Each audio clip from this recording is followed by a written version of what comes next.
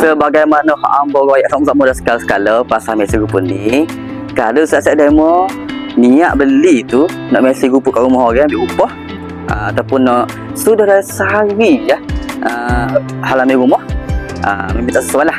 Hamba ni sesuai untuk orang nak guna kat rumah masing-masing, buat sikit-sikit macam apa, sebutir rumah sudah ada dalam masa beberapa hari. Lepas tu bila tinggal sementara, dia tumbuh semula sikit. Jadi yang berguna mata ni juga suku dah. Kalau rumah mata besi pun tak apa juga, kalau dia sekali dengan mesin dah. Jadi yang pun nak guna untuk sebelum dia jadi tinggi sama tinggi kita tu, apa pun kat lalu supaya dia sentiasa dalam keadaan rapi semua dah. Okey, adjust sini. Okey, lepas tu boleh adjust kat sini. Kita nak sarung mana. Lepas tu bubuh bateri, adjust lalu tekan sini dah. Okey, ni dekat okey ni tumbuh dah sikit. Jadi kena mesin sebelum dia panjang pula. Okey, bismillah. Oh.